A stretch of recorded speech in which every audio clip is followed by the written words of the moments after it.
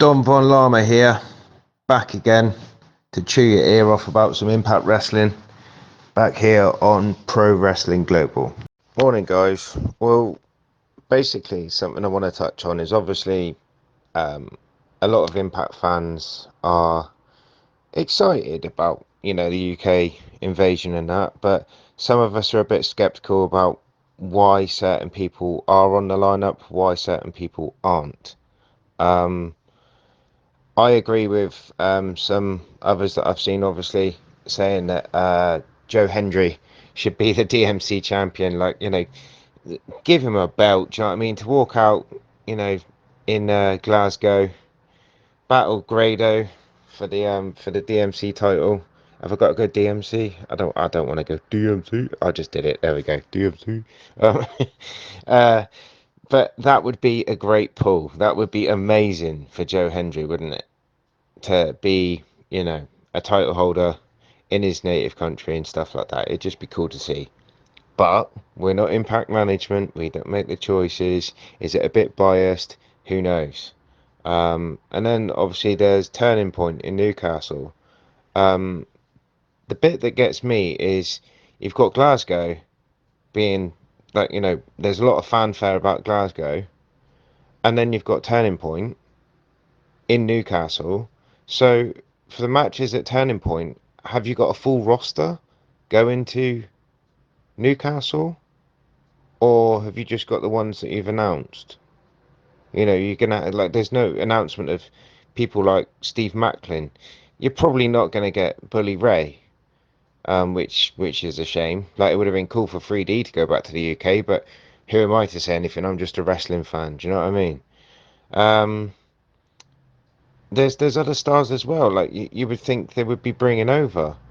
Like I don't know. Let me go out on a whim here, but I think personally the DMC title, once it's like done its little tour around the UK, when it goes back, that needs to be put on someone like Shearer, Mahabali Shearer, or put it on Jai Vidal. Like look at him. Do you know what I mean? Like there's so much charisma and stuff like that on that guy in the ring. Yes, fair enough, he doesn't get many matches, but give that guy a bit of gold and let him go and do his thing. Do you know what I mean? He's not a bad wrestler, and he's got that presence and stuff like that. Yes, he is like a bit of a comedy character, but the guy can put on a match. Do you know what I mean? So, but I don't know. I'm kind of going off on a tangent here about various different things, but it's a bit weird, this UK invasion. I'm really happy that Impact are back. And it's great that they've got more than one date, and they're not just doing it like brushed back at the side as like a little feature on the WrestleCon like they did a couple of years ago. Um, who was that match? The one that sticks out with the Lego? Oh, Sammy Callahan and Jimmy Havoc. You know, it was like quite a cool match, but with such like a lackluster, not very interested crowd. So, it kind of broke my heart to see Impact featured in the UK with not that much in the sense of like Impact support, if you will. Because like I know full well that going to these shows, you're gonna get like your AEW fans, your WWE fans, and stuff like that, because they want to go and see some wrestling.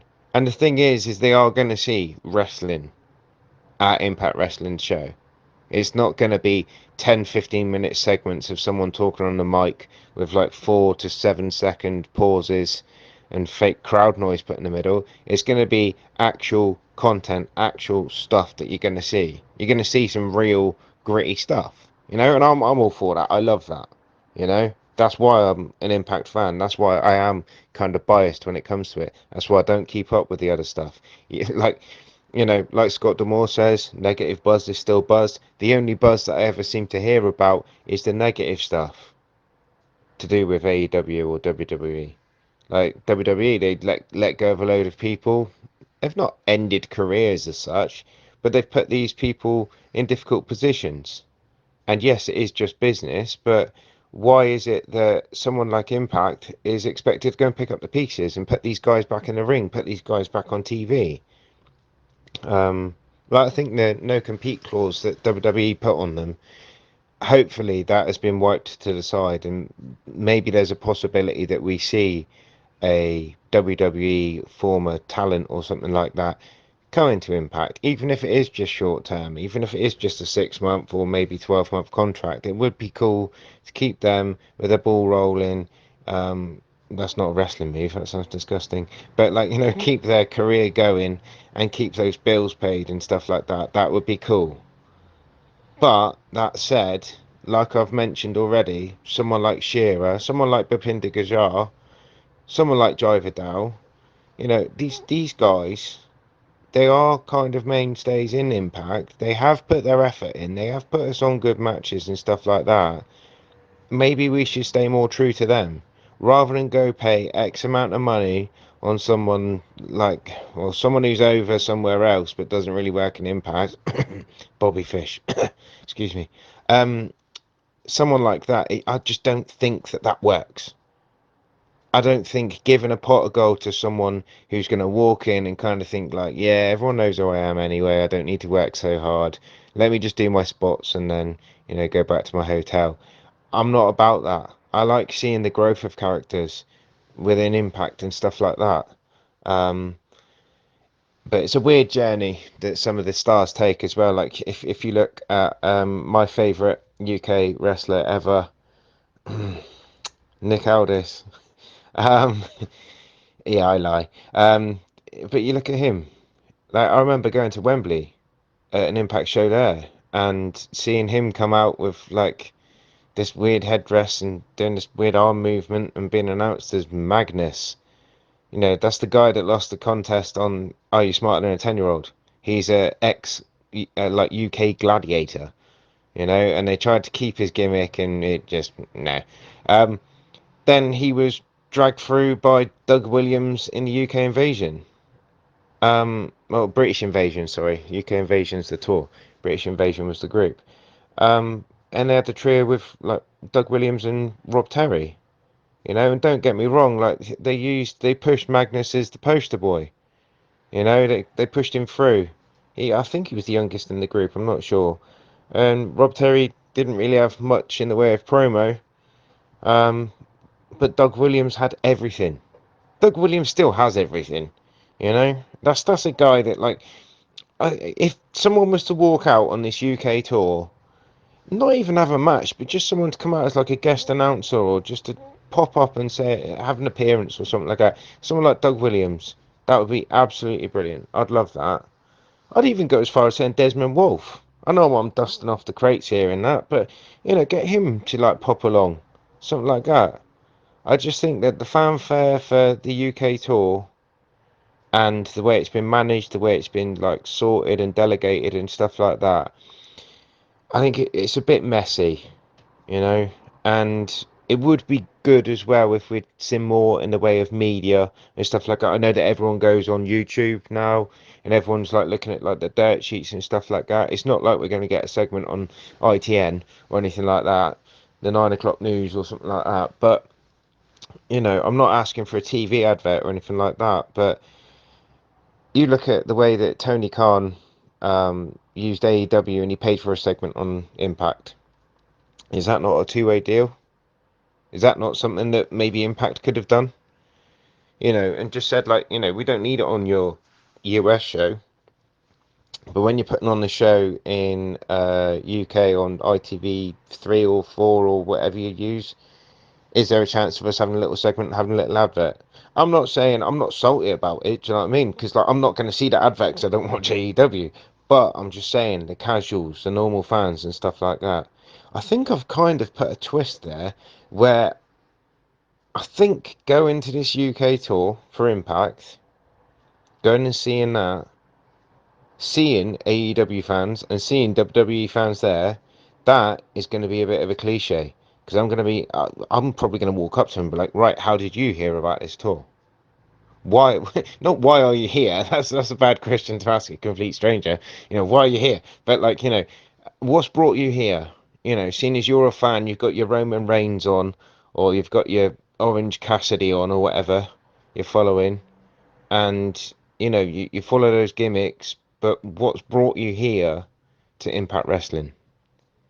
That's something that's really gonna. I've planted the seed in my head now. I don't know if I don't know if I'm gonna go overboard on that one.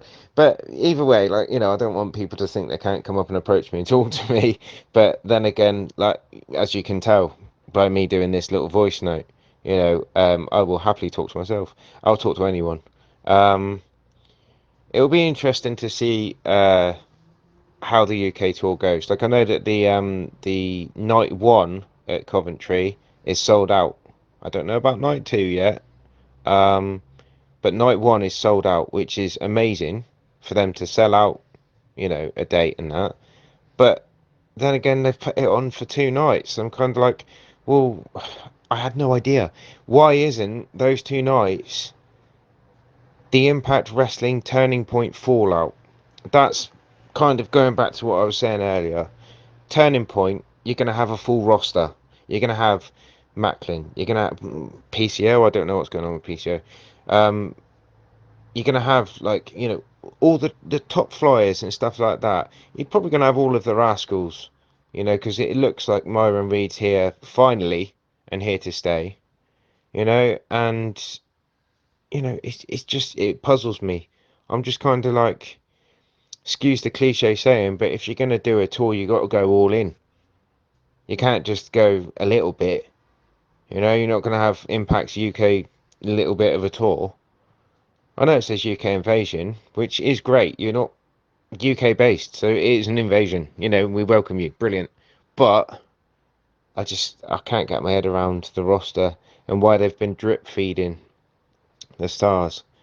They could have just thrown out and be like, right, UK tour, and we've got boom, boom, boom, boom, boom, and, like, dare I say it, put out the mid carders. They could have thrown out, like I said, like, Rhino's going to be there, Heath's going to be there, various other mid carders, in my opinion, should I say. I know it's disrespectful in some sense, but it is what it is. They could have done that and then been like, boom, now you got Deonna Purrazzo. Boom, now you got Eric Young. But who knows? Just a wrestling fan, not management. But the questions are there. Do you know what I mean? So, but yeah, I'll leave you with that one to listen to and to think about. And I am open to all responses, all replies, just to know what you think.